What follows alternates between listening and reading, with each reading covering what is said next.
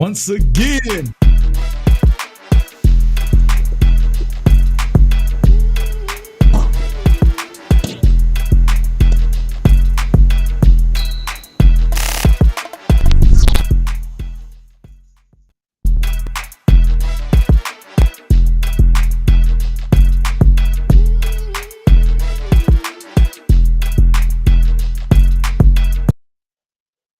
All right. Here we go. Marky Mark, you in the building? In the Can building, you- baby boy.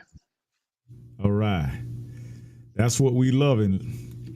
And we're joining you today here at Urban Matters Matter Live Chat because we gotta have a really, really important discussion today. Would you say, Brother Mark?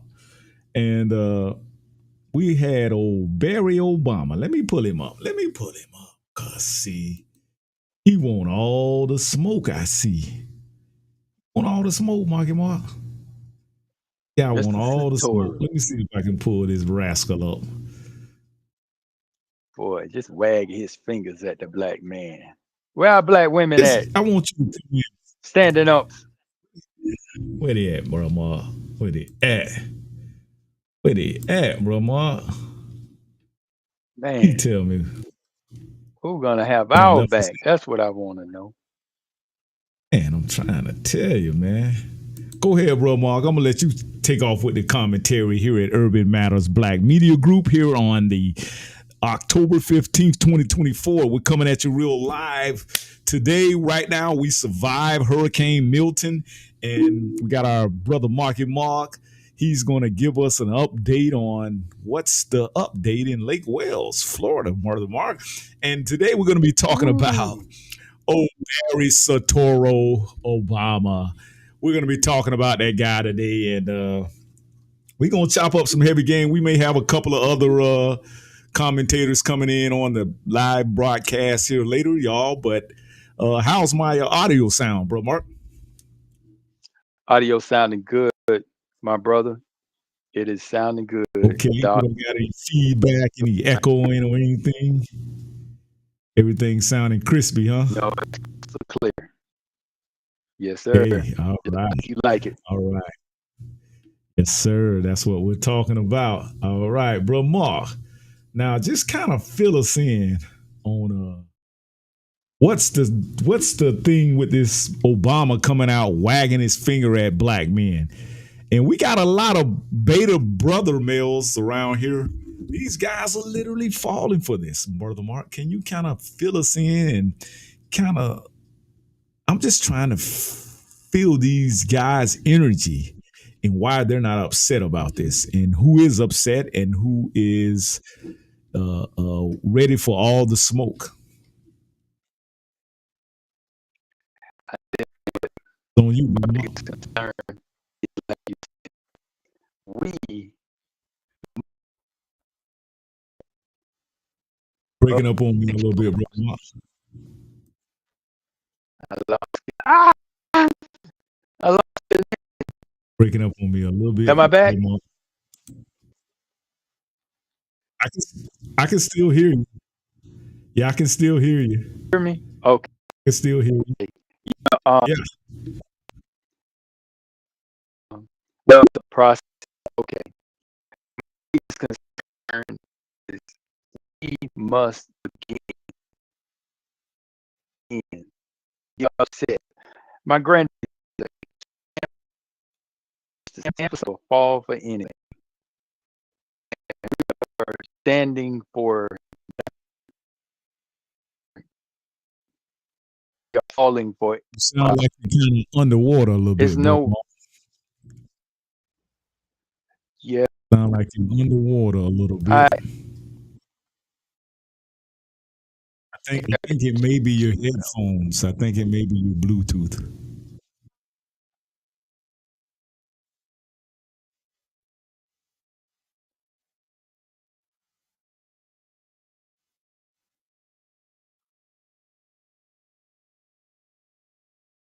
I think we lost bro Mark there. I think we lost him, but yeah. FB men, FBA men are ready for all the smoke. And they're saying that FBA men are not real men because we don't vote Democratic this election. Let me see if we can get our brother Mark back into the building. Back in the building. Bro Mark, please come back into the building. I believe your Bluetooth was breaking up on us a little bit, but I think we got you back now. I'm going to play this quick video. Brother Mark back in. Chimes. See if we can get this video going when we wait for Brother Mark to join us again. And here we go. We're going to pop it off like this. Run it.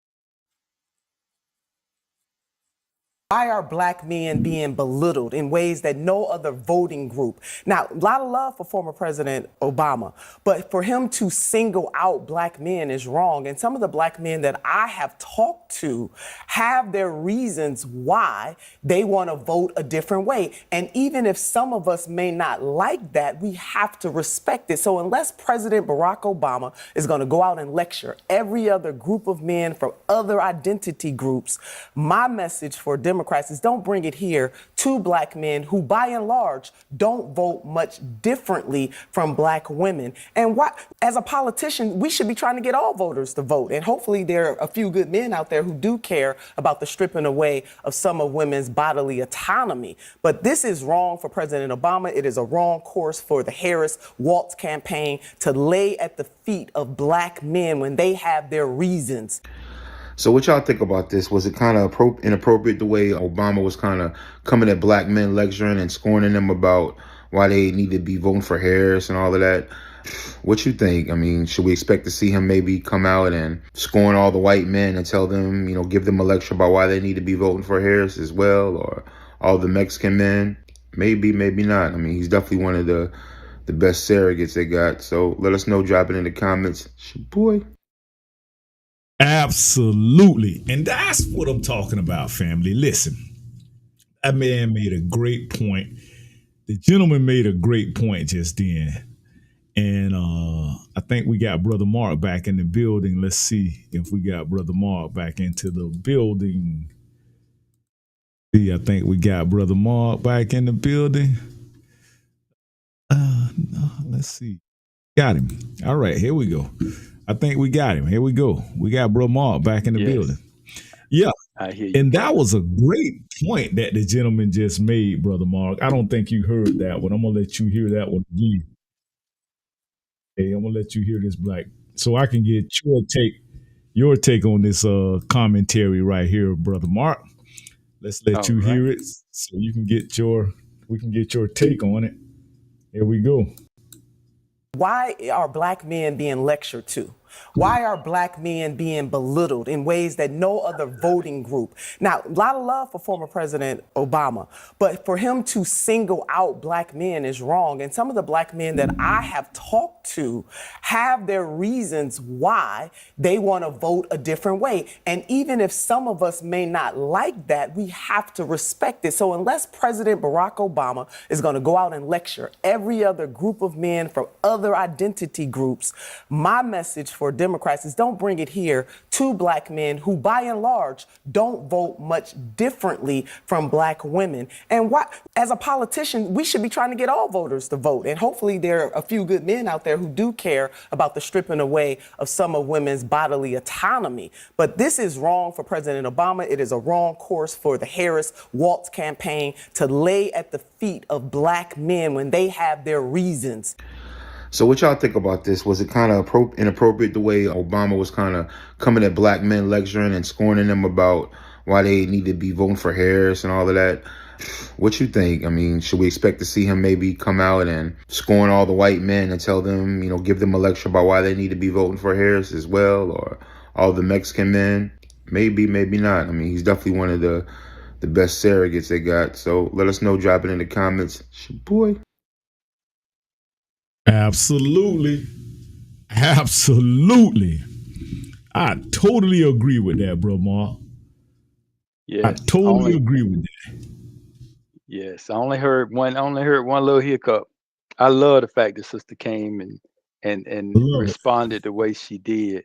We need to I have love more sisters standing up for black men like that, because it. you give what you get, you know, and that's just, our women been getting our support, been getting our us standing behind them as they climb the ladder of success and everything. Absolutely. And instead of taking a crap on us, our women need to by and large stand up for black men.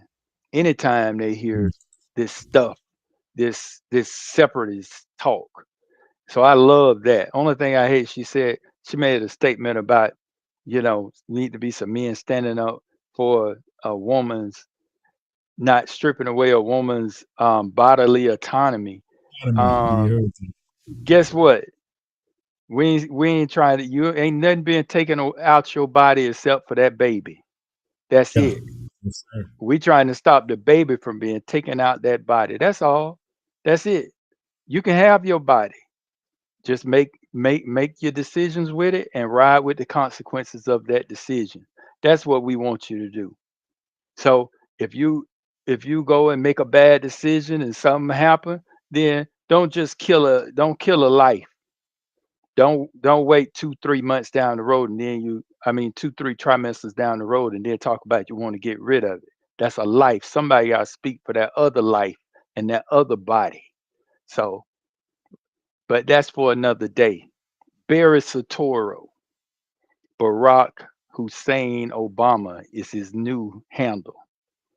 How dare you? How dare you? For some reason, the Soetoro clan, the Obama clan, think that they can talk the black folk any kind of way, which also speaks to his wife talking. Like, Yeah. y'all might need to stop talking like y'all normal people. Y'all don't know what normalcy is. Even when you was in college sitting on the floor, you still had you still had a handler, and you still had a filthy rich stepfather back home. So don't come to us with all this we normal people doing normal stuff, because there is nothing about you that's normal. We can have an entire chat on Barry Soetoro / Barack Hussein Obama. So I loved what he represented. Check this out, Dr. Juice. Barack Obama represented a beautiful black family for 12 years in the White House, correct? After he It finished, was 8. I'm sorry, 8 years in the White House. Thank you for correcting me. Then, after he finished, Donald Trump took over for 4 years, correct, Dr. Juice? And then after that, Joe Biden took over for another 4 years. So, in the past 12 years, we have had nothing but Democrats running the United States. One quarter, one quarter of the past 16 years, there has been a Republican. So if the United States going to poo, who should we put that on, Dr. Juice? Democrat. Sound Absolutely. sound like they had the ship the majority of the time. So how dare you come and start wagging your finger at black men like we doing something wrong? Only thing we trying to do is survive in this economy that your party has created for us when we thrived 4 years ago. Point Because at this point, yes, it's all about survival. And see, that's the thing that they're not understanding. They're not understanding that we have no choice at this time. We can't sit around and play these games with you guys. It's totally disrespectful for y'all to come out at the last minute with 30 some odd days left for the. It may be less than that, Mark, but it's an insult, and it's an insult for Obama to even come out, considering he didn't do anything his 8 years in office for black people. I'd never even heard Obama reply that he's a black man. See, it's always the Democratic shills and these administrators that they have that always come out and want to say who's black and how black Kamala is, and Obama was the first black, but you never hear it come out of that politician's mouth. Am I right? If you can get me some footage of Obama saying, hey, he's proud to be the first black president, I will pay all your bills this month. If you can get Kamala to say she's proud to be the first black such and such in office, whether it be she's the first attorney general of California, the first one and only first black congresswomen, I will pay your bills this month of October at the end of the month. You can come out and say that you have footage or you have receipts that they admitted to being black and proud. And proud. See, that's the catch-22. And Kamala wants to come out and tell you who you just because you're a black man, you can't vote for Trump or you can't support Trump and the Republicans when she goes home to a white guy every night, Mr. Dougie Fresh. And raises his kids. Just like a good nanny. Just like a good nanny. This woman is raising Caucasian, European, Anglo-Saxon kids. The whitest of the white, them J people, you know, they the whitest of the white. They're some of the most racist, pointing the fingers and wagging the fingers at you and calling you all types of anti-Semitic when they ain't even fully Semitic.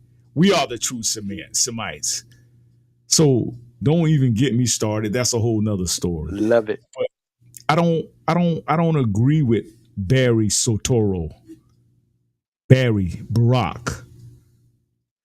Because he can't identify with us either, because he has a Caucasian mother and a dad from a whole nother continent. See, that's why I don't get confused with the title African American. I like to call myself an Afro-American, but never African. That's like a misnomer. That's like a what's the word I'm looking for? I just said it to you earlier today. I can't think of the term that I'm looking for, but it doesn't make sense because we're not. How can you be of two continents? I never hear French people come over here and say, hey, I'm a French European. I'm an Italian European. That'll be two continents. I never hear African people come over saying, hey, I'm a Kenyan African. No, they just say I'm Kenyan. A French person say I'm French. An Italian person say I'm Italian. Why we don't have a description of that where we can say, hey, I'm American. I'm a melanated American. I'm indigenous. I'm Aboriginal. I'm actually the first Aboriginal person that can. I'm the only person in America that can say they from America. Right. So I'm so confused with this whole approach, why we put the Democrats first and they put us last. Wow. The ballot or the bullet. That's what Malcolm X said. The ballot or give me the bullet. We put y'all first, y'all put us last. Y'all control over 2/3 of the Congress, and you still can't keep your promises to your voters, which is the most largest base you have, and that's the foundational Black Americans of America. We are totally loyal to you guys, and you put us last. You bring all these freaking immigrants over here, and you put them before us. And I'm not talking about my immigrant folks who've been here and who come here and they going by the rules and they doing their thing. I'm not talking about y'all.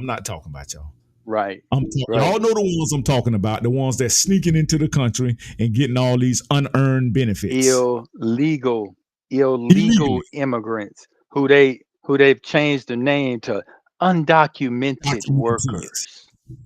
Undocumented. Well, you shouldn't be working undocumented. I can't Absolutely. work undocumented.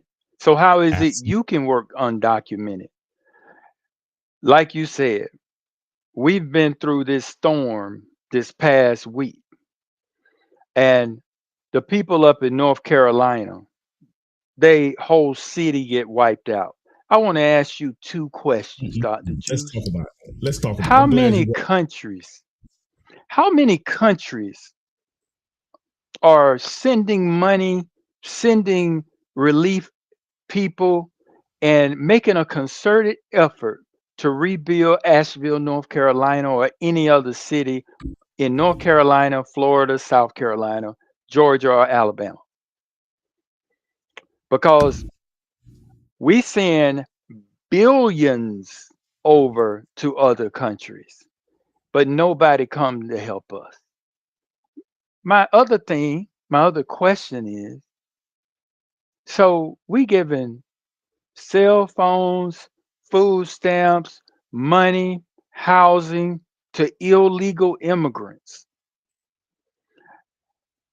and we won't give it to Americans that are suffering through these storms, who's been totally wiped out. What, you gonna get $750 and $1,200, and that's it? One lady lost everything and couldn't even. She ain't have her cell phone. The U.S. government don't give her a cell phone. Won't give her a cell phone, but you'll give an illegal cell phone. See, and did you see where FEMA running out of money? You know why FEMA running out of money? The Biden administration, Yeah, they gave it all to the immigrants. right? And a Well, they gave percentage it went to to Ukraine. Homeland Security, and then Homeland Security gave it to the immigrant. See, you got to be very, very careful with the wordplay and the word salad with Democrats. They'll be like, "Oh, Mark is making a disingenuous statement." They didn't give it to the immigrants. They gave it to Homeland Security. Well, damn it, the Homeland Security gave it to them. So all of them in the same damn circle of fuckery. Okay? And The point is the and money's not there to take care of the citizens of America. and that misappropriation of funds too, by the way. When Absolutely. our black colleges do that, Absolutely. if we get money for, I'm just saying, if we get money to grow potatoes, and we take $100 of that and give it to the tomato growing crew, They want to know where it went. they find out where it went, and then next thing you know, we wrote up in the paper talking about misappropriation of funds, and how we can't handle money. Yep. So so that is not proper in accounting anyway, for you to take budgeted money for this operation and give it to another operation. Especially when you're talking about this is taxpayer dollars that has been allotted for a certain operation. So they're wrong, but we're so stuck on stupid to where we won't hold the Democrats accountable for anything. And that is my concern. My concern is, when are we going to hold true and hold everyone accountable for the good and the bad that they Yep. do? Good and the bad. Absolutely. Absolutely. And so we, this whole finger wagging at black people and talking to us, number one, like you black, talking to us, number two, like you can talk to us like that, talking to us, number three, like you one of us, meaning you come from where we come from. Man, you got to stop. He's That not like work, us. right? Not like us, baby. He come from rich people, period. And that's the I know thing his too. whole background. And that's the thing too with black folks not realizing that Kamala and Barack Very. and Barry and Michelle, these people are multimillionaires. These people don't care about you. So just like you point the finger at all them rich people that she talking about putting all these taxes on the rich and da da da da da. Well, you got to put them on all the rich people that them circles that you run in. Because baby, Obama's rich and Michelle is rich. I think I read some Michelle worth 80 million. I can hate to see how much Obama, and I know y'all look, family. I know this stuff hurts you, that we got to talk to you like this, man. And we got to bring you to reality by the truth. But if we don't deal with the facts, facts matter. And you're not going to be able to look at your next generation and say, hey, baby, well, I don't know. And when you sit up there telling them a blatant lie because you got Urban Matters Black Media Group and you got me and Brother Mark right here now telling you, we giving you the facts. We just showed you the video. Let me play this joker. Let me play this super Negro talking all this junk about us, man. I gotta let people hear it for themselves, man, because I think they think we be playing, Mark. Would you let somebody talk to your daddy or your granddaddy the way this guy is? That's what everybody need to ask themselves. He talked to us like we were kids, like we're not relevant. He talks to us as if we're not intelligent. He talks to us as if we can't, like it's a curse for us to start thinking for ourselves. And see, that's the thing that they're really upset about, bro, Mark. They're sad because we're starting to think for ourselves and we no longer want to be on the Democrat plantation. And so they sent out Obama, who's the overseer of the Negro population. He can connect. So now they're sending him out to be their Negro whisperer. You know, like the dog whisperer, the Negro whisperer. He can get through to the black man. How can he get through to the black man when he's not a black man himself? He's not a black American man. So he has nothing in common with us. He can't even identify with our struggle because he was raised by Anglo-Saxon, white European grandparents in Hawaii. And Kamala was raised in Canada. You notice how these people are raised offshores or in some type of foreign type country far away from the true America? These folks are not like us. And that's not by mistake. That is orchestrated. That is strategy. Because they know if they was to put somebody like me or Bro Mark in office, in a high office like that, we're looking out for our folks first. That's first on the agenda. Let me play this, Bro Mark. Listen to this Negro. I'm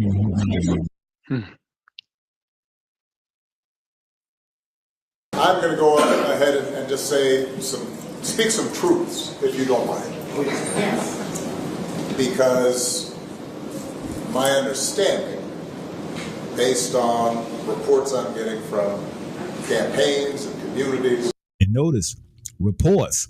Guess where them reports coming from? Right here. The grassroots, the Urban Matters Black Media Groups, the people that's standing in the paint, standing on business, speaking delineation and speaking the narratives that we control. That's where that coming from. It's coming from us. What we're doing right now, Mark. Yep, we're contributing. Right. We're educating. We are being mentors to our black men. That's what we're doing right now with this program. We're mentoring. Don't let nobody tell you different. Is that we have not yet seen the same kinds of energy and turnout in all quarters of our neighborhoods and communities as we saw when I was running. Now, I also want to say that seems to be more pronounced with the brothers. Listen how he trying to change up his dialect. Yeah. The brothers. Kamala does that same thing. That's called cosplaying. Right. Where you try to act black and talk black and sound black and try to make everybody perceive you as black, so you change up your linguistics. So if you don't mind, just for a second, I'm going to speak to y'all directly. and say that when you have a choice that is this clear, when on the one hand you have somebody who... Somebody, you heard how he said somebody? Somebody. Yeah. grew up like it, knows you, went to college with you, Went to college with you. What the college got to do with anything? And you understand the struggle how? The white girl, yeah, you remember the white girl, Rachel Dolezal? Remember she got caught portraying a black person. She was like the president of the NAACP or something. And she had been running it, I'm talking about superbly, for like the last 10 years. And then, lo and behold, somebody found out that she was a white girl. Oh, man, they lit her up, man. They ridiculed her. They ripped her apart. I don't even know where that young lady is at now, but the lady was running the NAACP and the black organizations better than the black folks were. And then they found out, oh, Lord, she ain't no black. And they ripped her apart. Exactly. Now, tell me this. Why is it we can't get that same energy to Kamala when we find out that she's not black? Why do we fight for her to be black? Where's that energy? Correct. We need to match it. Pain. Match the same energy. And joy that comes from those experiences. Who's had to work harder and do more and overcome and achieves the second highest office in the land, and is putting forward concrete proposals to directly address the things that are vital in our neighborhoods and our communities, from housing to making sure that our mothers and our fathers and our grandparents can afford medicine, and making sure that we are dealing with prices that are too high and rents that are too high, and are committed to, You talking about rent too high? Because of y'all. Y'all made the rent go up. What? Y'all made the rent go up. This what make me upset with black folks, man. Y'all sitting up here, they throwing all these clues in your face, and yet still ain't nobody writing no check. All this words said, man, we don't want to hear that, man. Bro, here's the other thing I wanted to break in when he brought. I would love to pick this apart, just like we're doing piece by piece, because he talking about her going to a HBCU, right? Well, we should be mad that she went and took the scholarship from a black woman, a black girl, when her mother, when her parents are rich, they were slave owners. She took a scholarship from a black girl by pretending she was black, just like a lot of people do in order to get certain scholarships at HBCUs and other schools. How you doing, Professor Boss? We should be upset. We shouldn't be lifting this woman up. We should have equal disdain for what she done. Go ahead, bro. Absolutely. We got a professor in the building. Let's finish this out. How my dear brothers doing? Committed to making sure we're doing good. Great. That we maintain the Affordable Care Act, so everybody's got help here, and cares about things like education and entrepreneurship in our neighborhoods. And that's on one side. And on the other side, you have someone who has consistently shown disregard, not just for the communities, but for you as a person. And you're thinking about sitting out? Of course, y'all the one that showed disregard. He trying to put it on Trump. See how, bro, they literally sitting here trying to run a campaign on, I'm not Trump. They ain't trying to offer no policies. All they offering you is that they're not Trump. What kind of campaign strategy is that? And you're not saying anything concrete. You have yet to list something that's concrete about the man policies. She called herself coming out with an economic plan for black folks. But the first paragraph, they go to talking about other people besides black men. This is the trick bag that they like to use. Right. This is the trick, man. I'm not making this up, family, y'all. I hate doing this. Trust me, I hate talking about this type of stuff. I would rather be talking about building up the black community on our own, using technology, using economics, black economics preferably. But I gotta talk about it because y'all keep ducking. You keep putting your head in the sand. And you're going to wait to the last minute. And then when your kids grow up and your grandkids grow up, you're going to be talking about, I don't know what happened, man. Look, man, listen, all you need to do is just vote. You don't got to know what you're voting for. Just vote. Oh, my God. Oh, my God. We got to stop it. Can you tell me, brother, what took us so long? What took us so long to come out with this wonderful economic plan? But just like Professor say, you can't use the excuse that you didn't have the resources and you didn't have the tools, educational tools like computers and information and all of that. You can't use that. See, our parents, they was able to use that on us, but we ain't gonna be able to use that excuse. You feel me? Right. We ain't gonna be able to use that excuse. Professor, you want to chime in on this real quick? Give me 2 minutes. Let me finish the video out. Go ahead. 2 minutes. Come on, Professor. Well, go ahead and finish the video because, you don't ask a teacher and a professor to say nothing. I can't do 2 minutes on this. Go ahead.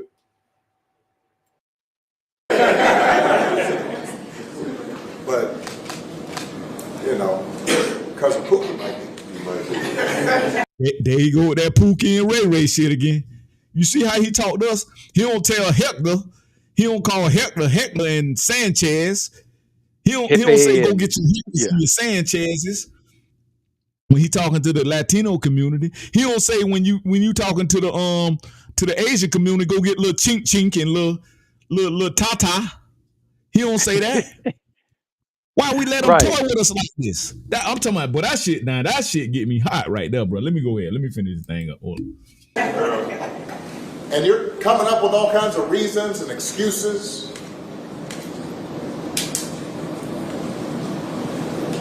I've got a problem with that because part of it makes me think, and I'm speaking to men directly now, part of it makes me think that, well, you just aren't feeling the idea of having a woman as president.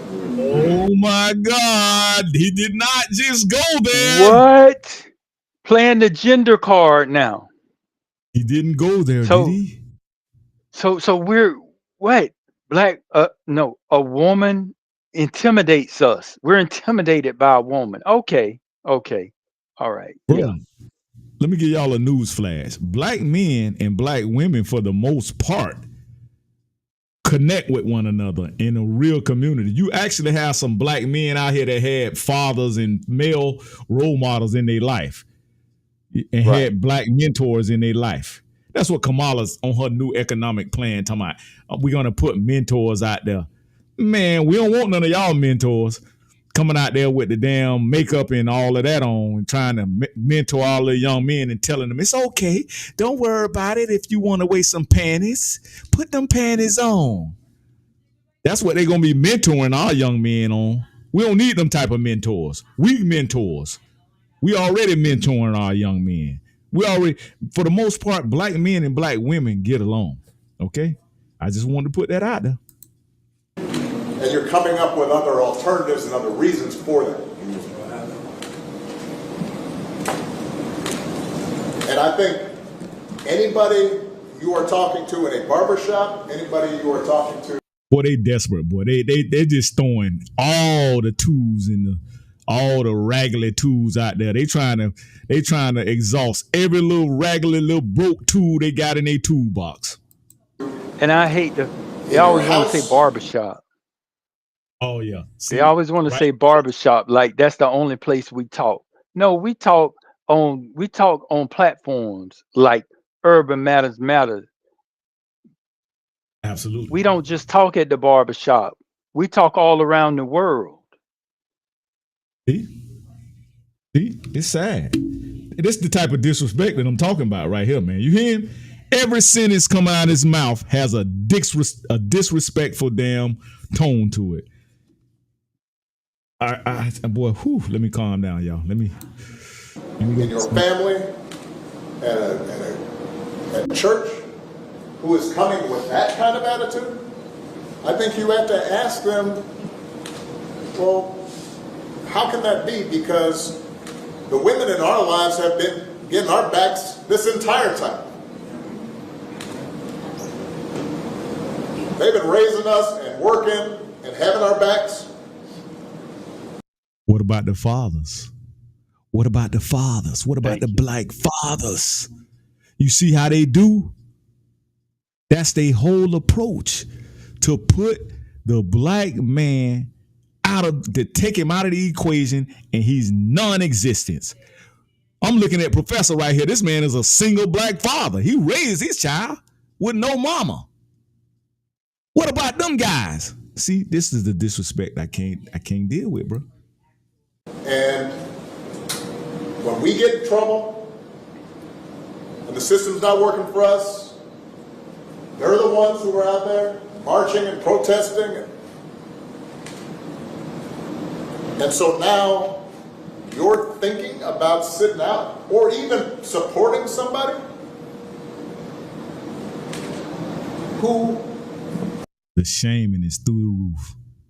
He's not talking about, oh, Kamala got this policy that you should be supporting, this policy that you should support. Professor, you should support it. Mark, she also is looking out for you on the job, on the trucking and all. Where's the fucking policy? Are the benefits? You can't Shame. shame That's the us into benefit. voting. You can't shame us. You can't try to force us. You can't try to denigrate us into voting. For you and your people. Bad as the struggle has been here the last 50, 60 years that we so-called have had civil rights and we still fighting.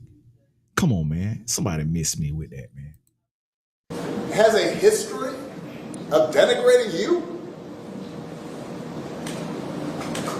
because you think that's a sign of strength, because that's what being a man is, putting women down. That's not acceptable. That's not, this shouldn't even be a question. Come on, man. Thank you. Thank you. Because this man said absolutely nothing. And he was fishing the entire time. And this so-called plan of hers is a slap in any black man's face. They think niggas run for money. Excuse me.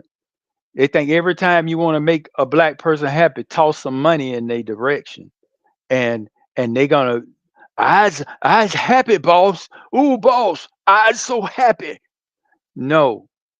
They toss these numbers at you, and then there's about 25 different stipulations that you have to meet in order to get it. There's always a workaround when it comes down to Democratic money that they're throwing. When they talk about housing, they say, oh, you get this much in your tax. So that means I had to actually have the money, and I actually had to get the loan. So you didn't really help me. I'll let y'all. I'm sorry, gentlemen. These people crack me up. Legalizing marijuana and black men supposed to be happy because we all smoke marijuana. Y'all know that. Dr. Juice, where the weed at, man? I've on it. Messing with that in Professor the Voss, weed. You got that sack, Professor Boss? Where that blunt? Because you know we all smoke weed, and we should be happy that she trying to legalize it. I buy my own weed.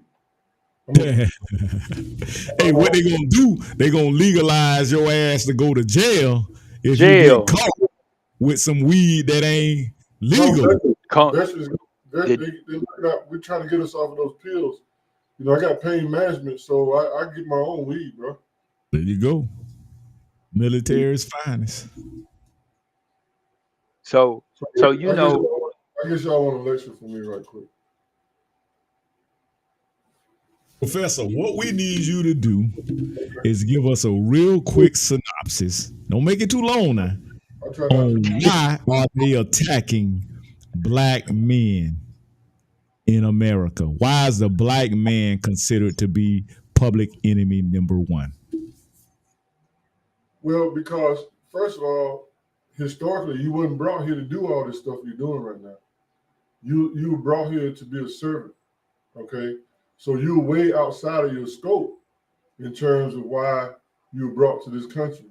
All right, but let me just back up a little bit, and I'll try to make it in 3 minutes. I am proudly protesting. I ain't got no vote for none of them, but I hate the Democrats, and let me tell you why. Back when Obama was president, everybody got gassed up and voted him in. He got 90% of black vote. Okay. But in his second term, people thought that, people thought there was hope. People thought that, he was going to do something. Well, he didn't. What he did to save his presidency, the second term, is that he went with the rainbow people. Now, I ain't mad at the rainbow people. I do a lot of business with them. But what happened was, I was working, this was like back in 2012, 16 and all that. And when he went with the rainbow people and gave them all kind of rights and policies, I heard you screaming about policies, Dr. Zeus. He allowed the rainbow people to attack us. He said, well, what do you mean, Professor? Well, it was a gay white man that came up with the term toxic masculinity. It was a white man. And they took that and they ran with it and they attacked us because most black men, I'm not talking about the sassy ones that Obama likes to deal with. I'm talking about real straight up dudes who we don't wear dress, we take care of our family, we stand on business. Those dudes, they called us toxic masculine. And it took me a long time, at least 5 years. I couldn't get no work. As a matter of fact, it was so bad in Atlanta, the CDC, as most of these IT shops, were rainbow people. So I conducted an experiment. I had an interview with the CDC, and I decided to wear a pink tie. And guess what, gentlemen? They hired me. They gave me an offer. So that told me right then, as a black man, if the rainbow people have taken over, and Obama, gay Obama, he protected them, he supported them. That's what it was. I'm on my own. So what I'm saying to you is that these people don't align with my values. I have core values. Either party does not address my value as a black man. And it's almost like they're begging for coochie with my vote. Okay? And my position is just like any other female, no finance, no romance from the professor.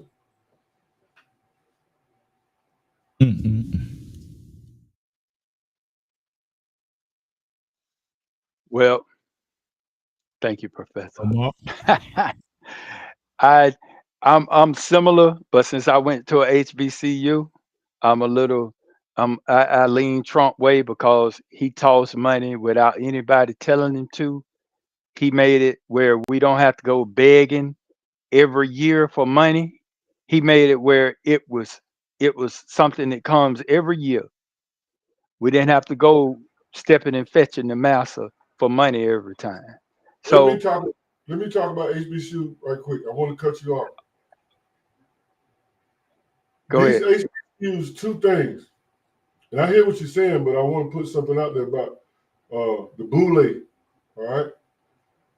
I can name 5 HBCUs right now who are in financial scandals with their money. Number one. Number two, the reason why I hate teaching in America, whether it's a majority white school or black school, is because I got to be interviewed by, if it ain't a Chinese, it's an Indian. Make that make sense. This is why I'm teaching overseas. So I have a real big problem with the HBCUs in terms of how they mismanage money, how they embezzle money, and that needs to be called out. Those your boule people, Dr. Juice. Yep. I mean, I agree. But we also got to look at percentages, because you got to realize percentages. It's 107 HBCUs. So, if we go 5, 6, 10 that's mismanaging, so that means it's 90 or more that's not, or 80. I mean, but my point is not about the organization and what they're doing with the money, because we can do that with all organizations. I'm talking about the man and his choice to give the historically black colleges and universities money, and then also on top of that, make it to where they don't have to come to master the beg for it every year like they did prior. That's all I'm talking about. Now, once they get the money, now that's another conversation. But right now, we're talking about the president and what the president can and can't do. So he made the decision. He recognized the need that black people had. He made a decision to satisfy that need without a whole bunch of back and forth.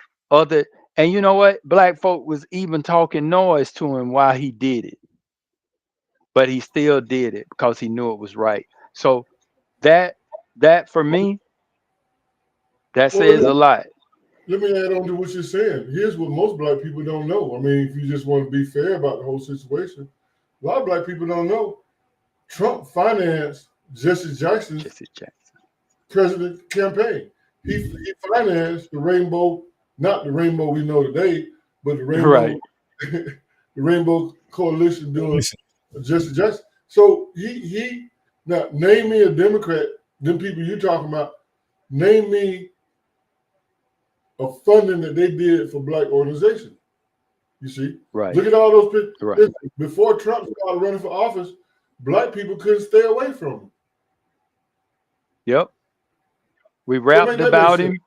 We had him at parties and everything. Absolutely. And y'all making some great points. So Mhm. Go ahead, bro, Mark. no, yeah. Brother Juice, you might want to change our lineup. The writing is over Professor Boss. I can't see him. Is it like that on your screen? There we go. There you go. All right. But yeah, I mean, but that, you know what that does for me? That shows me how fickle we have become and how easy it is to guide our thoughts now So with the sensitive. media. I mean, 1 minute you like this man, and next minute you can't stand him and he's a racist and he's this and this, but he's doing stuff for us left, right. Just like the one thing everybody always talk about. Remember that when with the gaming commission, he was talking about, he say, you don't look like no Indian I ever saw. The whole did. He was And saying he said the Indians are dark looking. They call them Indians because their skin color is Indo. It's a darkish, and, blackish, bluish, brownish color. That's not and he not the said, red man, not the red skins. Right. He was trying to keep the mob from taking over the gaming, Las but Vegas, right? and taking the money from the natives. But you know, my thing is, my thing is, I align with people that say things I like. I don't believe that a woman, a man, or anybody else have the right to kill just because. You just can't, you can't make a mistake and then say, "Hey, I'm gonna kill the baby." Whoop. And that's my right. Because we can go a little further.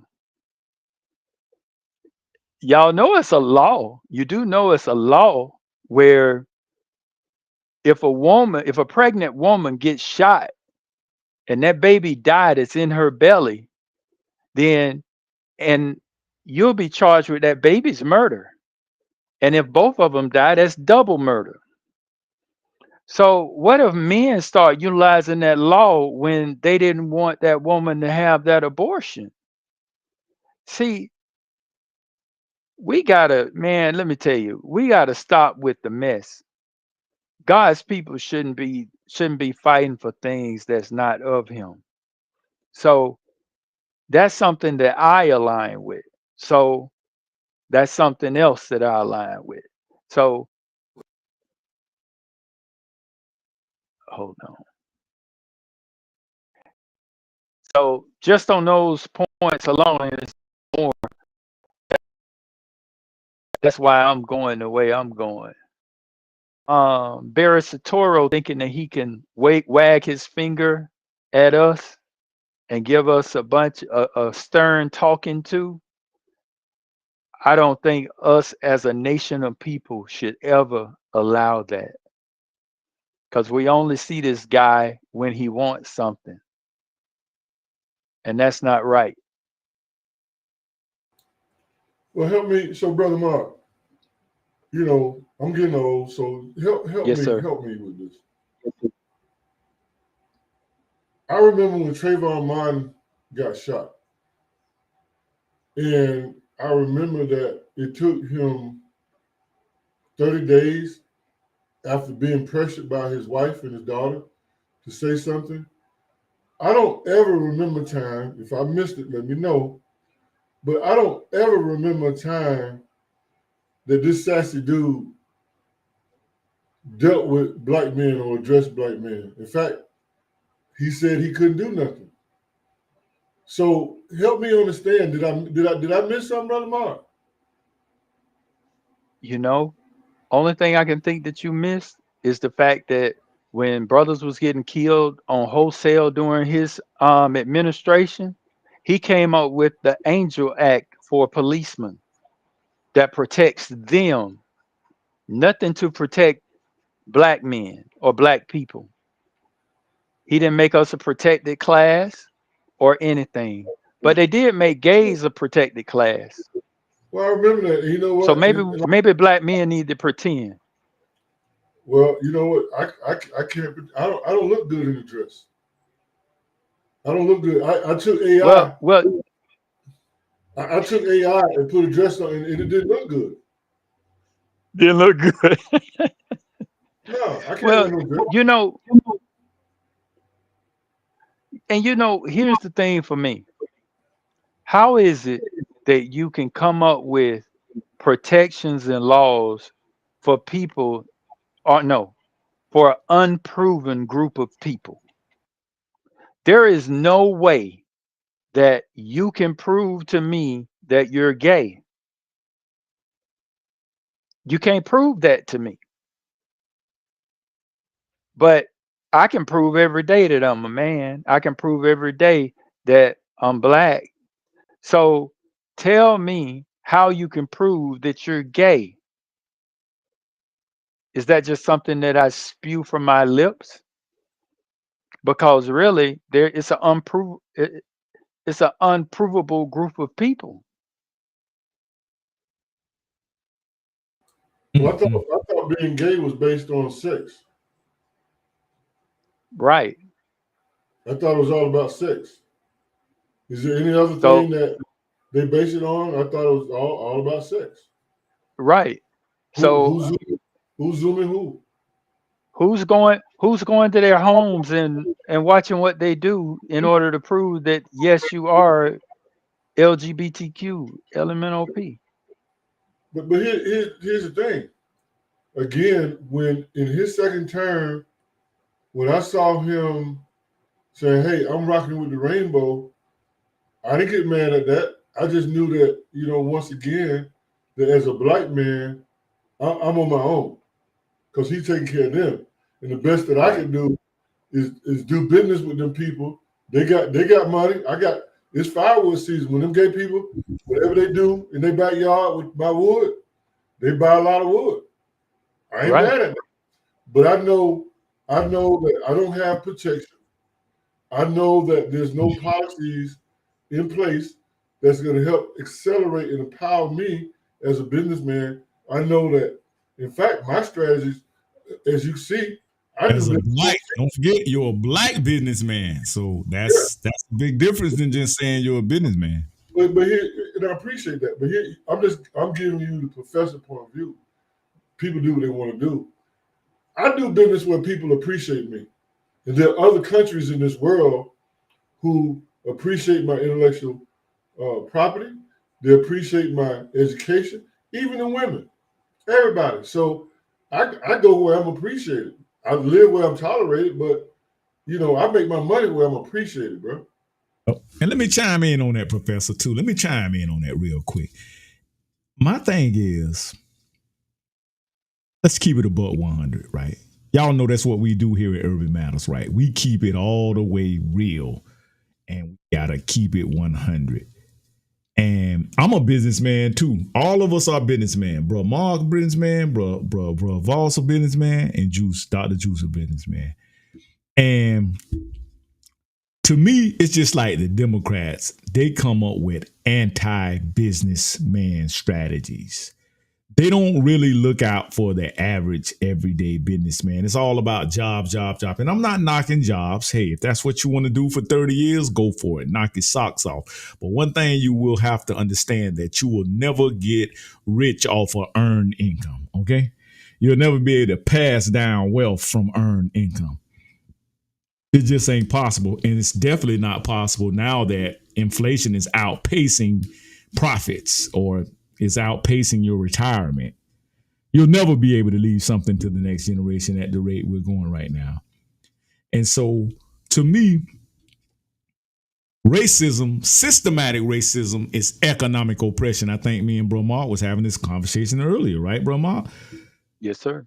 Nobody pushes anti-economic policies for black folks and families and especially black men more so than the Democratic Party. I'm sorry. Now, the Republicans, they may not throw you no breadcrumbs, but they ain't finna sit there and lie and talk about, look, it's some breadcrumbs down there. Look at that. I know it looked like old shit on the ground with cow manure. I know that's what it looked like, some bullshit. But if you eat that, I'm telling you, it's just like you're getting some benefits and you're getting some. That's what they want to do with us, with the Democrats. It's like the Republicans just be like, fuck it, man. Hey, we ain't gonna put our foot on y'all neck, but we ain't finna give you nothing either. They let you know, look, man, we ain't rocking with y'all. That's why I don't understand how everybody keep putting all this stuff out about Trump and the Republican. Listen, if you want to vote for them, they'll love your vote. But if not, they're not really tripping. They're not pointing the finger at you and say, oh, Trump ain't going around talking about, oh, yeah, you white guys, you ain't voting for me. He ain't going around pointing the finger at black men or Asian men or Mexican. Oh, you guys aren't voting for me. That's not right. You're supposed to vote for me. Just like Joe Biden come out and say, oh, you ain't black if you don't vote for me. Don't vote for me. They don't make those type of statements within the Republican Party. That's a statement of taking you for granted. That's a statement of taking you, putting you last. You're putting them first, like Malcolm X said, and they put you last. If you keep continuously voting for a party that has over 2/3 of the Congress and own the White House, and they still can't keep their promise to you after Election Day, you're not only a chump, but you're a traitor to your race. That's what you are. So now they want to come out and shame the black man. They want to send a little Negro whisperer, Barry Obama, like he can connect with the black folks better than anybody. That's an insult. Because they realize Kamala numbers is down. That's what they coming to the realization, that black people not falling for the Jedi mind trick no more. Especially black men. And then for y'all to say, you know, instead of y'all just come out with the checkbook, y'all want to come out with more bullshit ass playbooks. We need the checkbook, not the playbook. I'll tell you one thing, Dr. Juice. I digress. This is a data observation. Okay. Again, I'm part of agnostic. I don't, but I will tell you, in my business, I get more support from Trump supporters than I do Democrat. I'm just telling you straight up. I don't. And when they come to me, when they ask me politics, they say, "Well, I know you're not voting for that Kamala." I said, "Listen, I'm a black man. I'm black first. I'll tell every white person, redneck, whatever you want to call them, when I say that, especially Republicans, they respect you. They do business with me, man. I'm all down. I'm telling you, as far as your eye can see, Trump 24. And I let them know, I said, bro, I'm a black man. And they do business with me. They do business with me. I'm trying to eat, man. I'm trying to get I got grandkids. I don't find some type of pride in being broke and poor and busted and disgusted that these Democrats got us going through right now. I'm not comfortable right now. So you think I'm gonna keep coming out doing the same thing over and over and over and over and over and over again? And then I see my wealth diminishing. I see my economic opportunities are they're starting to fade away. And I'm supposed to come out and say, "Oh, well, look, at least they ain't Trump." What?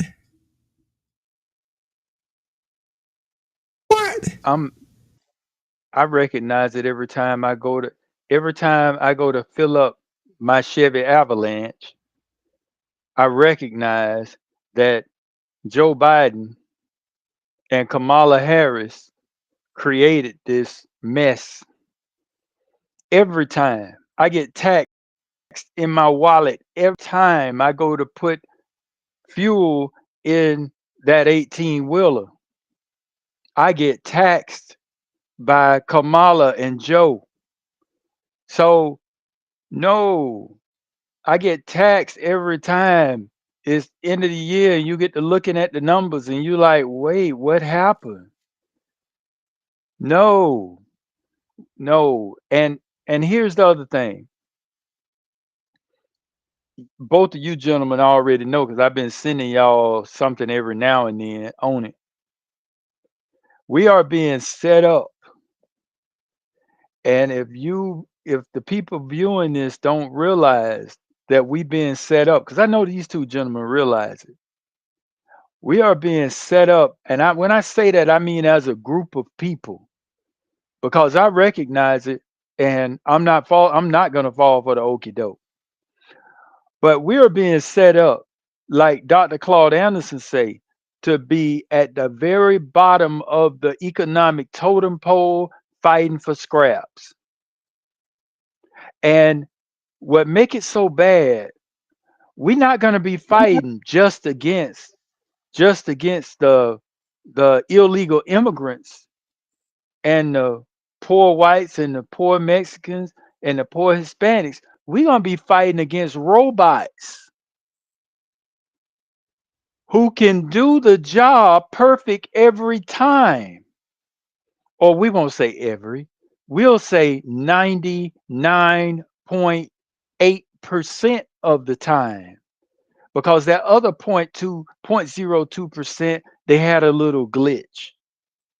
And then somebody like Professor Valsa come program him and send him on about his business.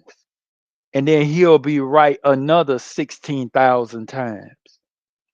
So we have to start getting our house in order. And the only way we can get our house in order is by coming together and forming a mighty fist. and stop with all this separatist stuff. Stop falling for the garbage. Everything you see, we have been taught to think backwards.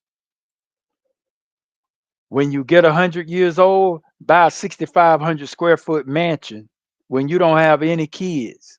Yeah, that make a lot of sense, don't it? Instead of downsizing and preparing yourself for the hereafter. That so come on, people. Let's come together. Let's start making things happen. Let's start progressing to the future and stop worrying about when we see people who's obviously doing something against our families and our generation. I hear black folk all the time talking about generational wealth. Guess what? Your gay son or daughter ain't going to create no generation, nothing for you. They can't create babies. Two men can't create babies. God did that. Nature, science did that. Two women can't create a baby. So how you creating generational wealth? It's going to stop right there at that generation. So when are we going to start getting ticked off, pissed off, and upset and not tolerating it and not putting up with it? Better do something soon. Yes, sir. Do something Because soon. this separatist stuff, like I say, you're going to be fighting against robots. You better do your research. So, Brother Mark, I asked the Yes, question sir. before the hurricane. I asked Dr. Juice, sir. I said, the hurricane's coming, and I asked Dr. Juice, I said, I wonder, with this I hurricane, remember. how many black churches will come together in just your community, or will they survive on their own? And I've watched on social media. There's only one church that I saw. There was only one church that I saw in your community that was distributing food, or at least they put it on. If there was another church, they didn't put it on social media. But this church did put it on social media because that's the way that they advertise. So my question to you is that when you talk about coming together, if if if in your own community, if the churches didn't come together, which is the only black institution in your community, if they couldn't come together, how do you suggest that that's going to happen, Brother Mark, Brother Juice, sir? Well, I think platforms, platforms like this, platforms like this. First we have to condition our minds. We have to open our minds. You know, back in the day, we used to call it being woke, waking up. When we talk about the black woke movement, not this new white woke stuff with kids and gay down. We talking about the black woke. That meant that you had an That's a awakening. perfect example of hijacking your culture, right there. What you just pointed out. Yes, sir. Yes, sir. And so, yes, sir. I think this is the beginning. This is the beginning of people being able to think outside the box or start taking a deeper look at what's over there in the shadows that's in that box with them. And then once more of us begin to have that awakening, then more of us will be more open to doing things a little differently. See, because they push us to do the same things Dr. Martin Luther King done, Malcolm X done, and walk around, march, and make a whole bunch of noise on one weekend, and then go home. Ooh, child, boy, we showed them, didn't we? Oh yeah, girl. Woo, yeah, Yeah, yeah, some dude, boy, fun. we made. Woo. Only thing you did was make the hotels rich. You made a whole bunch of noise. You made all the party supply planners, and you gave that city all kind of money. But then come next week, y'all doing the exact same thing y'all been doing. So that's what we got to stop doing. And these type platforms help us begin to have that awakening. And that's why they try to send the Negro Whisperer, Barry Soetoro / Barack Obama out trying to talk us out of it. Because when he go to these different platforms on his, when he see the what you call it, not the schematic, when he see the not the schematic, the the computer, when the computer tell you who's doing what, y'all always talk about it on online. Y'all know I'm new to Read this. the readout. The no, when, well, when Facebook, they look and they say, oh, these are doing this, so they seeing Oh, you the certain things. algorithms. The The Algorithm, algorithm. algorithm. data Yes. analytics. So when they see the algorithm and they see that the majority of us are talking about this and we not standing for it, then they got to send the Negro Whisperer out to try to move something. But he got us. He spoke about how Kamala's not doing like he done. See, that was a little ego. That was ego talking. But I guarantee you, if Barack And that was a ran cue. next, yeah, and if Barack ran next year or next election, he wouldn't get the same numbers because we know who he is now. He Think made about it us like open our eyes. exactly. Think about it too like this. They not sending this Negro whisperer Barry Obama out unless they worried. They're looking at the numbers and they see that they are not. See that honeymoon? She was when she first came out, she was in that honeymoon mode. Oh, it's a woman and a black woman and black girl power, da, da, da, da, da, da, da. All that fake stuff. They were hyping it up, hyping it up. But once that honeymoon period where it's just like all y'all guys been married before. You know how it is, boy. Some sparks be flying during that honeymoon. Or even we can say the anniversary, some sparks fly again.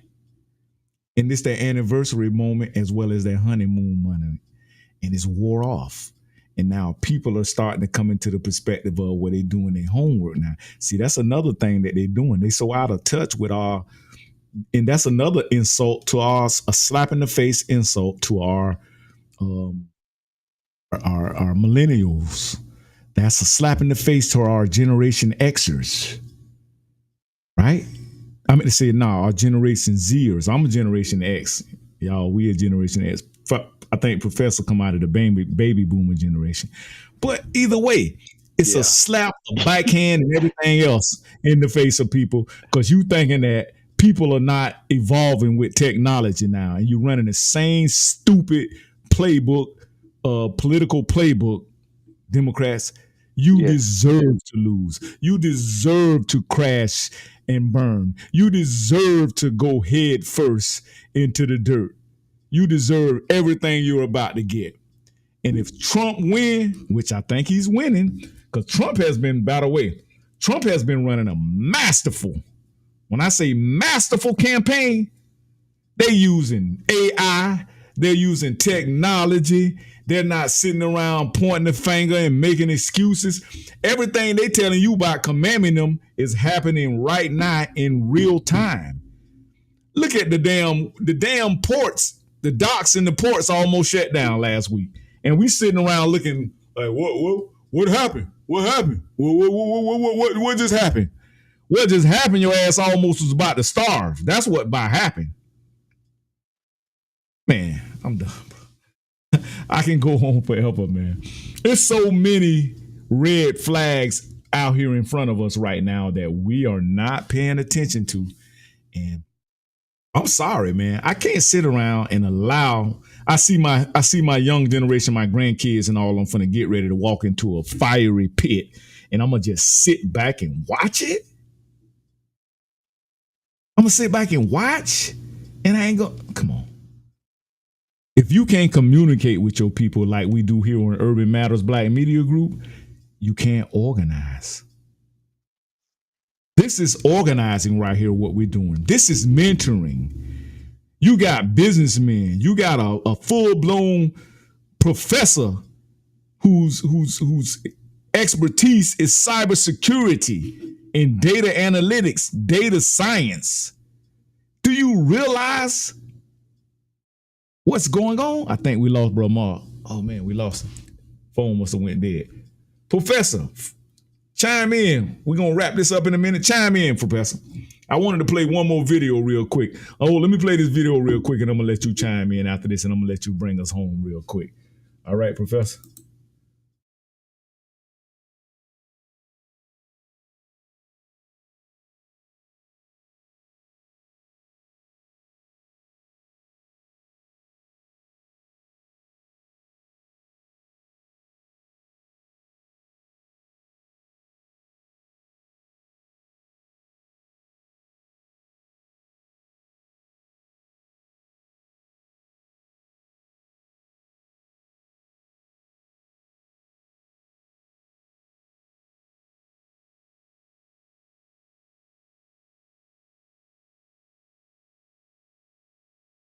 I don't want to hear nothing about cinema.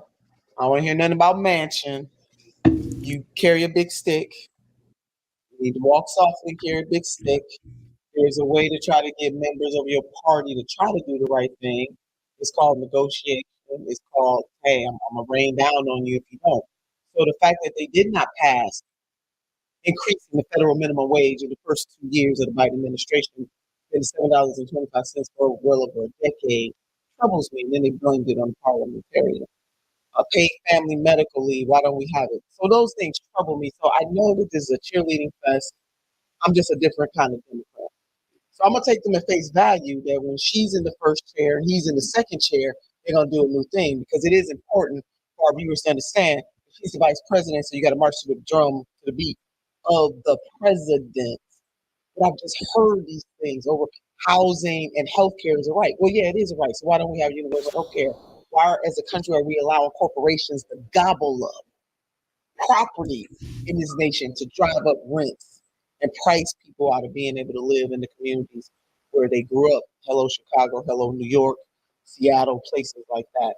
So, no, you saw me right. And then the Project 2025, this drives me absolutely insane, because I want to know where the Democrats' Project 2025 is. It's one thing to point out that the Republicans have a plan to destroy this country and take us backwards. Once you tell me that, I want to know what your plan is to move the country forward. I don't see that in the Democrats, and I see it, this Project 2025. We should be concerned, but I see it as a scare tactic. I mean, I think you're right about that, particularly in the Project 2025 stuff. But does it bother you that, these are the things that you say need to be enumerated by Kamala Harris and by this campaign? Sure. And she's not talking to the media because the poll numbers been going up. She didn't come to the free press. Yeah, we asked. Man, I'm about to make a call. Yeah, can you call her right now? I think you can you WhatsApp her right now? Yeah, I mean, she's gonna come. But but that's. Do you think that she should be out there talking policy and not saying, you know what, I'm floating right now. Let's see if I can remain floating for a little while. And just to add to that, yes. So she does seem to be headed policy-wise in the opposite direction than what you might want, right? I mean, in 2019, she was much more radical on every single one of the issues that she spoke to. Everything we've heard so far this round is a kind of moderation. So I guess my question is, does that worry you? But also, I mean, why are you still a Democrat given, faithful that want people like me to stay and to raise hell. Two major parties, unfortunately, in this country, not a whole lot of room yet. I hope one day, and I hope I live to see it, to have an independent party. I just want to raise hell inside. So there's some people on the outside. For now, I'm on the inside. Who knows if I'll stay. But I do feel at times like I'm beating my head up against the wall. They rigged the election against Senator Bernard Sanders in 2016. They rigged the election against him in 2020.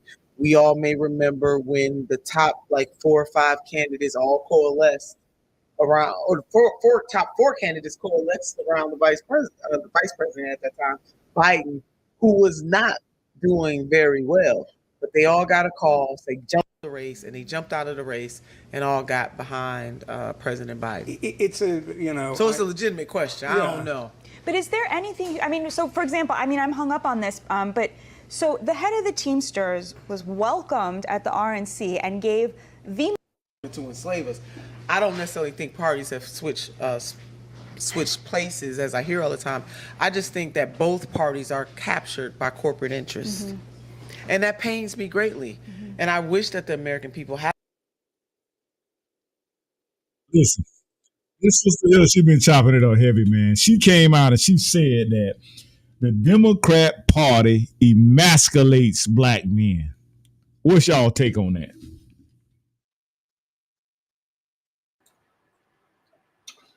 So sassy is in.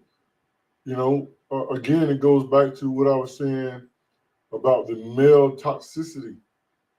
And if you look at our environment today, it's sad for me to say this, but we don't have as black men any standards of manhood.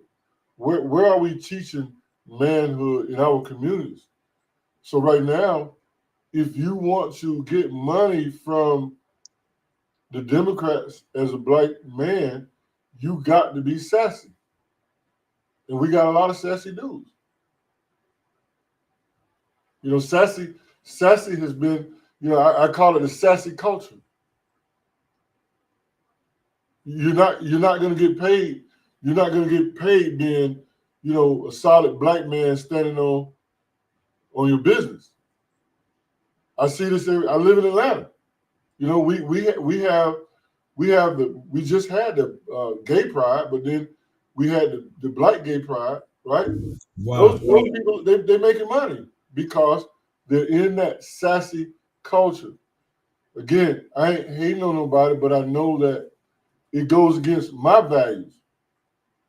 Sassiness goes against my value because we have too many problems and challenges that requires manhood in our community. When you look at the data around us as men, when you look at our boys, when you have to ask yourself, why these boys can't resolve issues? Why by the time they get to the third fuck you, they're pulling out guns because they were raised by a single mother. There was no man around. That's by design. So I'm anti-sassy. Love it. I Love it. agree. Absolutely. Mark, you want to chime in on that? I agree. I agree wholeheartedly. Um, Unfortunately, you know, what happens is when you have a group that's been attacked as much as black males, you know, some people they tend to gravitate to something that they can go to give them some sort of power. Hence, hence fraternities and all these other institutions and sassiness. Mhm. All this stuff give you this false sense of power, but there's no power like us moving as one. No power like it.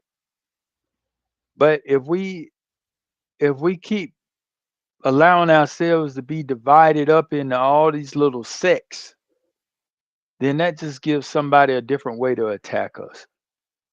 So, you know what? When I step out there on that road outside of my house, somebody drive by, they can't, the first thing they're going to say is that's a black man.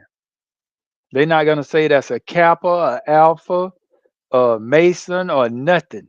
They're going to say that's a black man. So we have to be black first.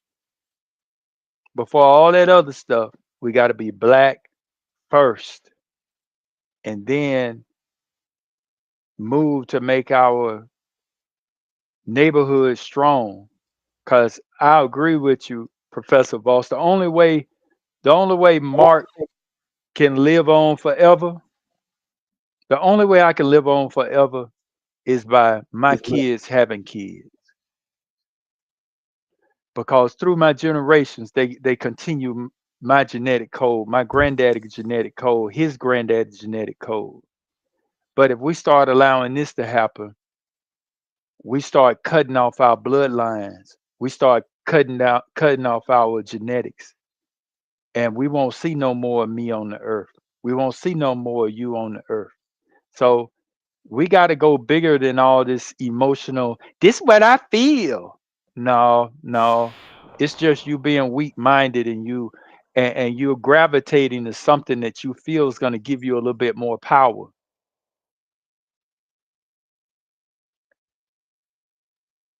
I'll stop right there, Dr. Juice.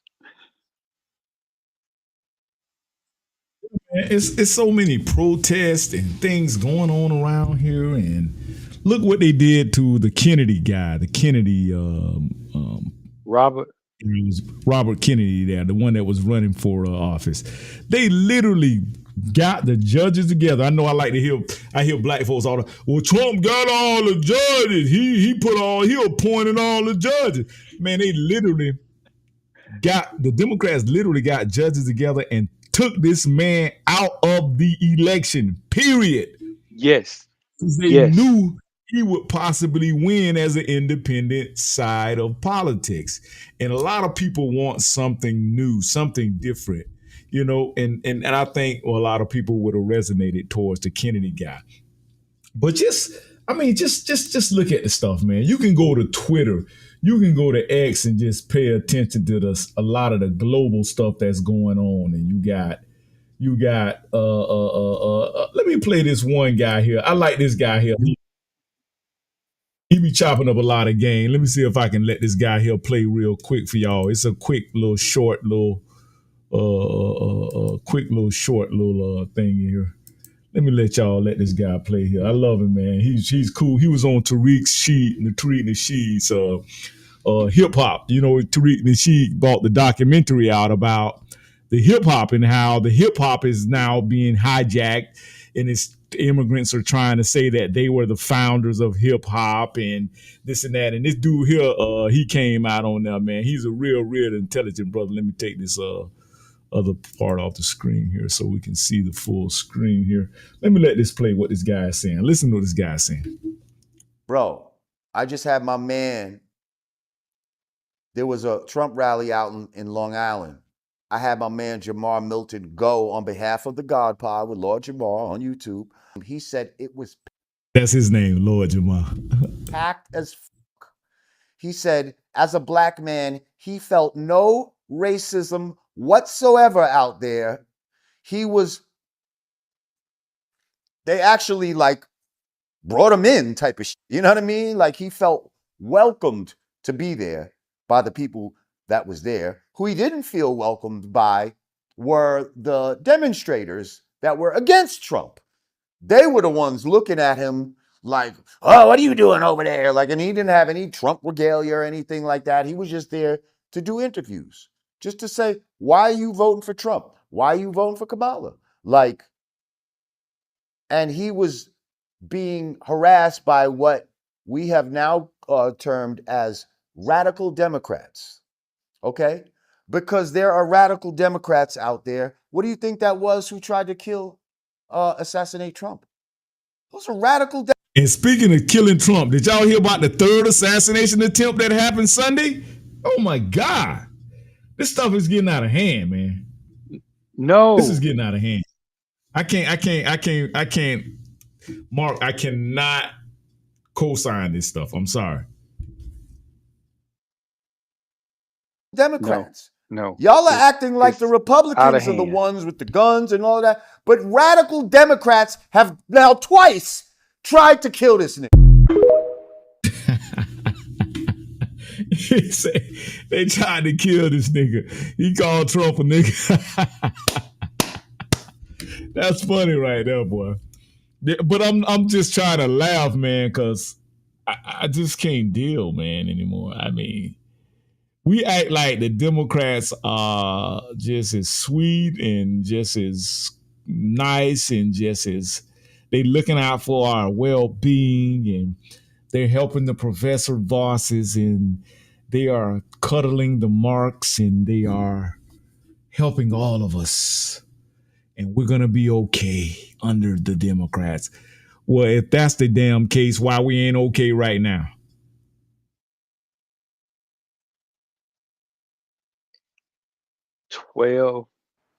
I'm sorry.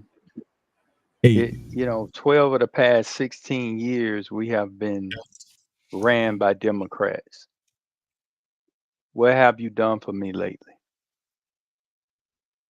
What have you done for me lately? Janet. Oh, they even went at Janet. They had the audacity to go at Janet Jackson. Right.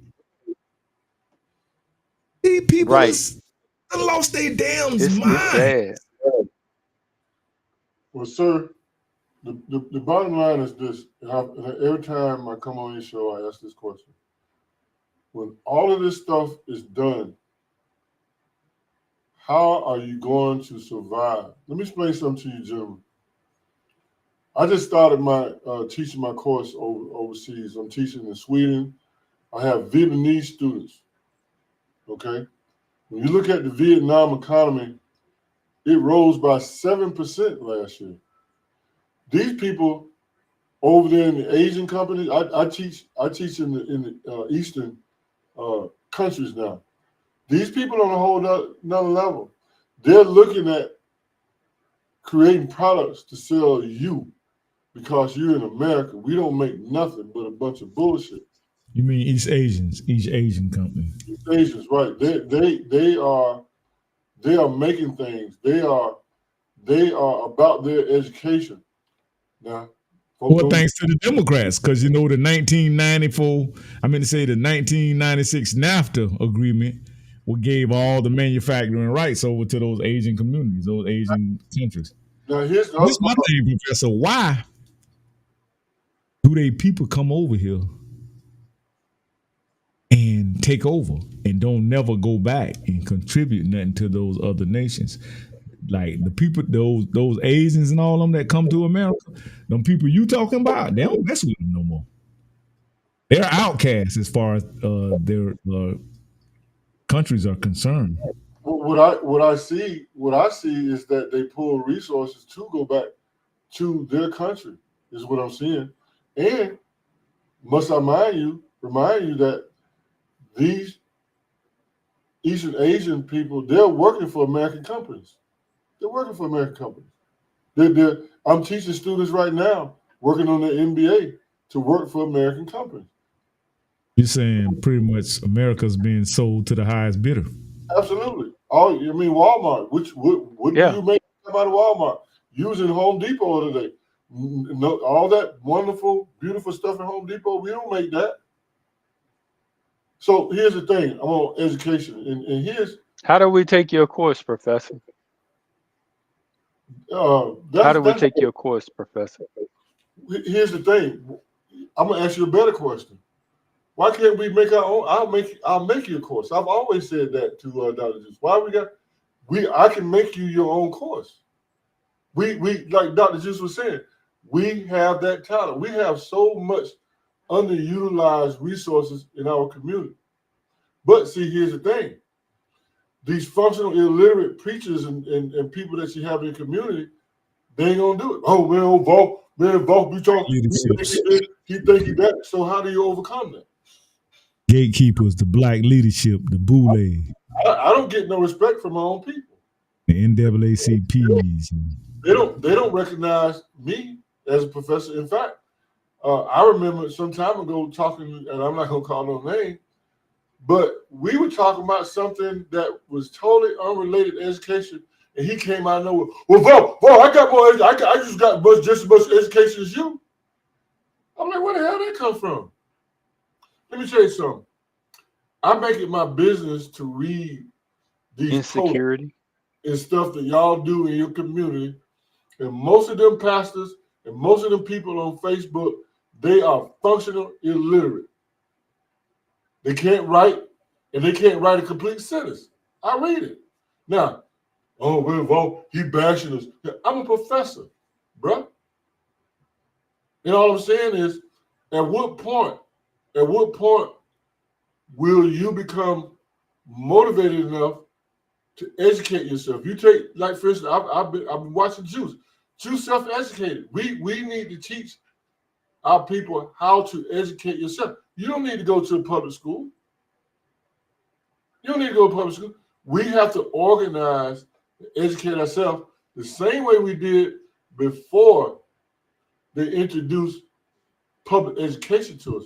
You got to ask yourself, What did you do before public education? I went to college and got my degree, but that shit bored me, man. I'm like, I started to go back and get another degree. I'm like, for what? This shit is boring. X over Y didn't do nothing for me either. But from an educational perspective, I mean, it's just in my background. No, I ain't knocking nobody. I ain't knocking nobody. Now that's what you do. You do. But what I'm saying is, but I'm just co-signing what you just said about self-education. YouTube University, you are in a better situation to educate yourself. How is it that these international schools can hire me, but I can't provide intellectual property in my own community? I mean, I'm gracious that y'all understand that, and I'm in this platform, right? But we don't have, this is what I've been talking about. How do you change our culture to have an appreciation for each other? How do we bring about respect to each other? You work that out, I'll be right here waiting. But then, unless you can tell me different. Man, I ain't listening to all that stuff Vol talking about, all this kind of stuff. You see? But man, I ain't trying to hear that shit, man. Dallas Cowboy play tonight, man. I ain't trying to hear that shit. Man, hell what that mean, man. Right. And these are Man, I don't care what you say. Michael Jordan is the best player ever. He had 69 dunks, 37 runarounds, 66 of these, and 74 of those. Man can give you all the statistics, but can't tell you the reading statistics of kids in their own community. Right. Correct. And half the people and half the students, according to Polk County School Board, can't read. So can't read. The adults can't read.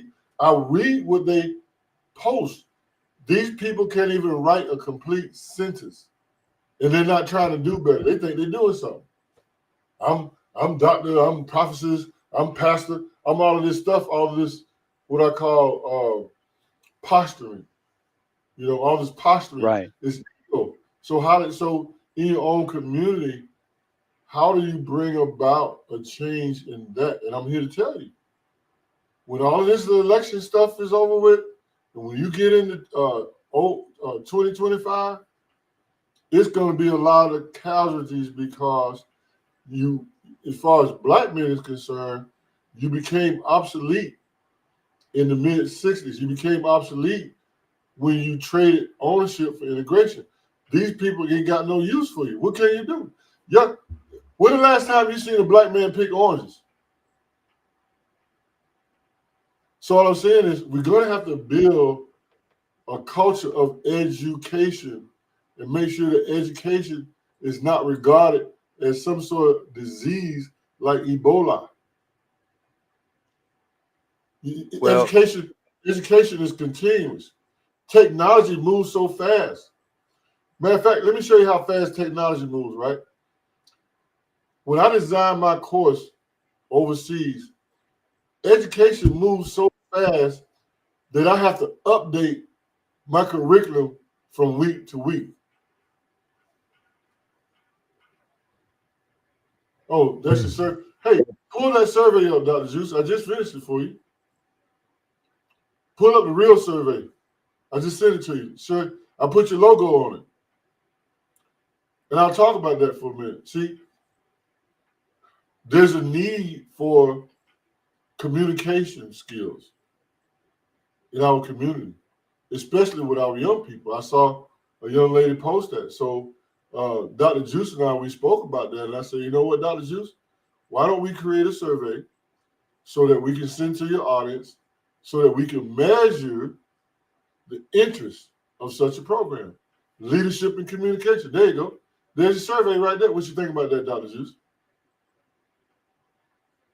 There's a survey. You need to publish that. We can publish that.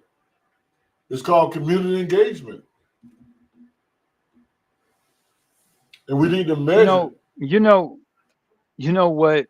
what's amazing to me is this very thing that we're talking about, communication and leadership and whatnot. We all didn't have parents that talked that enunciated and pronunciated. But the majority of us had parents who would not sit around and allow you not to enunciate and pronunciate. So what am I Well, saying? well, It sir, when you had starts at Roosevelt, home. Say again? I was saying that, think about your institution. We had teachers at Roosevelt. You see, the reason why these kids don't know about it because you don't talk about it. But when I you look, I get I get that, but what I'm uh, saying is, as a people, we didn't tolerate it. Almost a bum on the street wouldn't let you talk like he was talking. I mean, we expected something of our next generation. And we I saw this coming when they came out with the whole Ebonics mess. Because what that was the beginning of the avalanche of lowering expectations. When we know English is the language that businesses spoke in, why is it we would allow our kids not to speak it properly? We were we had we were bilingual. We were bilingual. We could speak street slang in the hood, but when we get in that boardroom, we'll say, "Hi, John. How are you today? You doing wonderful? Great. I'm doing awesome. How's the wife and kids?" You know, we could oh, you trying speak to be white. You trying to be both. white. You're right, right. That's all you get now. Everybody got to talk so-called thug or whatever. You don't even know what some of them saying. They be like, oh, blah, blah, blah, blah," like they got a bunch of gum in their mouth. So, so where is the expectations? I'm so sick of these parents that only facilitate their kids. What do you mean, Mark? They act like the U.S. government. They just throw money at them. They just throw money at them. Whatever you want. There you go. There you go. I'm a big parent because my kid is spoiled and my kid can do whatever they want to do, but they can't talk and they can't read. So when you're gone, they're not going to be doing much. So to jump on your point, as a community, we got to get serious about this. Just as serious as we are about raising the next Emmett Smith come Pee Wee football time. The park is full of students and parents, boys and girls, cheerleading, football. Can we be out there for enunciation and pronunciation? So I agree with y'all wholeheartedly. We got to become bilingual again or trilingual, Let me and we play got to something push real it. quick for y'all. Show y'all that we've been on code for centuries now. Just to show y'all what the Democrats and how we've been fighting against this political system. Because to me personally, I ain't got to be a part of the whole political system. I'm just keeping it about 100. Long as my economic game is Trump tight, Right. no pun intended. But I'm good. Let's just show y'all how we've been on code. Listen to this sister right here. That more than anything else, abortion is racism. It is a way of pruning, if you will, the black population. In 1973, shortly after the civil rights struggle, when there were more benefits for the black people, all of a sudden we were given this free thing from the Society of America, abortion. 78% of your free abortion clinics were placed in black and urban areas for the purpose of something free of charge from a racist society. As to put it in words of one pro-abortionist, we don't need so many Negroes anymore. There's no more cotton to pick. So with these feelings about black people, this was one way of doing it as a social benefit, if you will. We're here to help you. Black women, and let it be stated, black women never demonstrated, demanded, or even requested the right to an abortion. We've been asking for the right to decent housing, the right to education, in fact, the right to health care. And all we've been given free of charge is the right to kill our unborn child. We are still struggling for equal opportunity. If a black woman walks into a hospital and says she is in need of some sort of medical care, she will be turned away unless she has Medicaid or Blue Cross or or Medicare. But if she asks for an abortion, there are no questions. We will be glad to kill the baby in your womb. It is demeaning to the black woman because when you wanted us, in other words, when we were on the plantation, you snatched the newborn baby from my arms and sold it into slavery. Today, you cut it out of the womb and throw it in the garbage or use it for human experimentation. Let it be known that over 80% of black Americans are against abortion on demand. Let it be known that black women never requested, demanded, nor demonstrated for abortion. Yes, some black legislators believe that if white women have it, black women want it. They don't know black women. I do believe that more than There it is. I mean, that was in the 70s. Come on. Now you telling me you're going to run a whole campaign to our women and talking about that's what you want politically, black woman? You want abortion. You want. They dress it up in so many vague word salad terms. They call it reproduction rights. They call it women's rights. They call it whatever rights. I mean, yeah. Mark, Protecting a woman's autonomy to her body. What? So yeah. It's sad, and we fall. See, they've been trying to crack the armor of our family structure for a long time, and now they finally done it. I'm gonna tell you who responsible for it. I'm gonna show you who responsible for it, and he's steadily been trying to do it.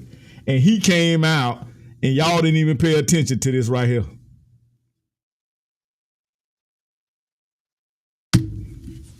That Negro right there.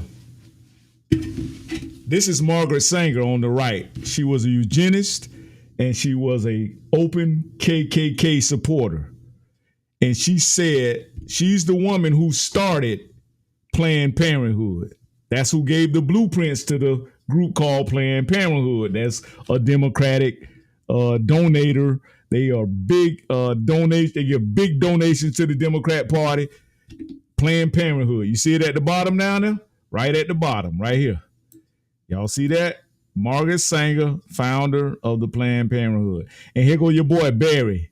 We are truly grateful to you. Thank you, Planned Parenthood. God bless. Barry Obama. He supports the killing and the slaughter and the abortion of black kids.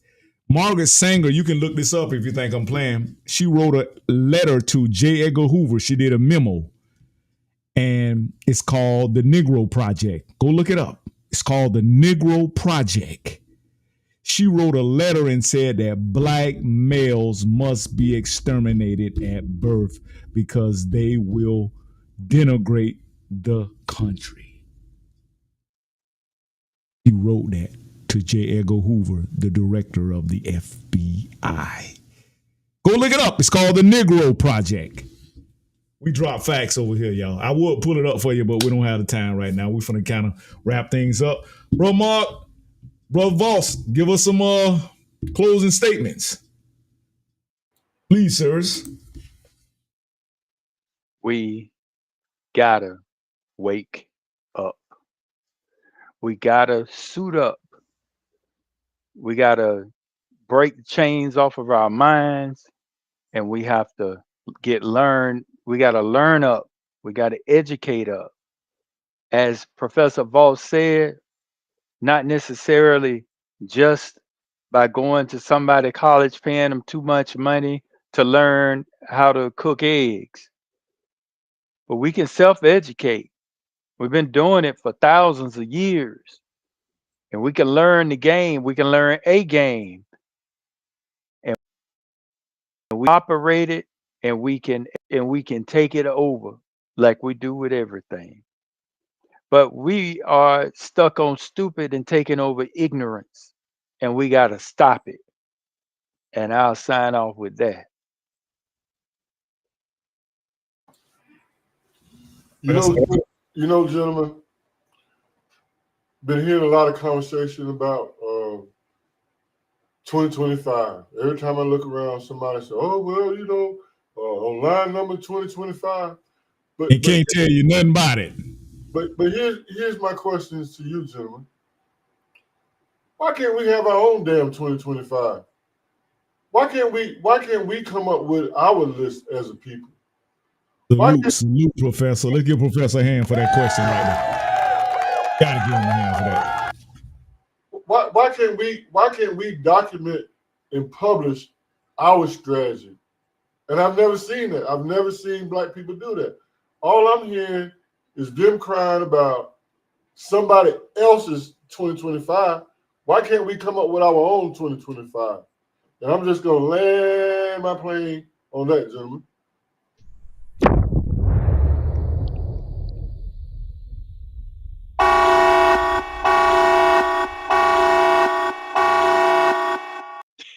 Yes, sir. Thank you, yeah, baby. I love it. we had to clear the runway for that one, Professor. You know what I'm saying? Hey, man, listen, man, it's been a great show. Listen, thank y'all again for joining us here at Urban Matters Black Media Group. Hey, and this is what we dropping facts, we dropping the science, we dropping the business ethics, we dropping everything that's going to benefit the Black community first, and then we'll help everybody else out. But here, this is where Black media matters. Facts matter. This is Urban Matters Black Media Group. And listen, man, these fellas come to bat for y'all. Y'all make sure y'all go and check us out at Urban Matters Black Media Group at TikTok. You can also check us out at Urban Matters Matter live chat on Facebook. And you can also find us at Urban Matters BMG at YouTube. And y'all listen, man.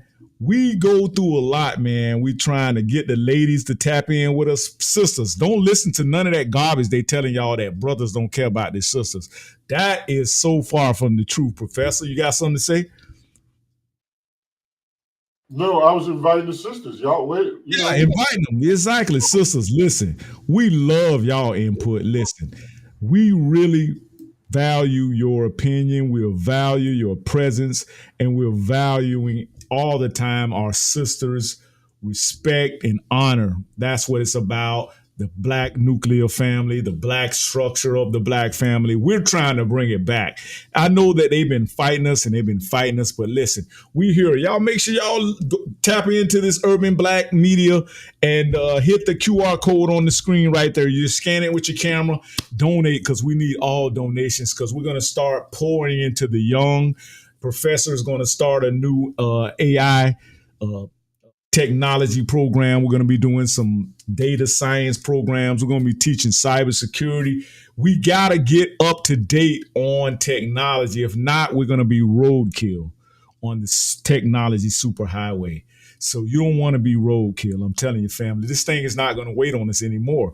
We got to get on board. Y'all make sure y'all like and share. Hit the like button before you get out of here. Make sure you like and share this video with your family, and make sure you keep tuning in. We're going to keep tuning in with you. We're going to keep bringing you this hot fire. We're going to keep bringing you this science, and we're going to keep bringing you this Black media, because Black media matters. Urban Matters is out. That was smooth. I like that.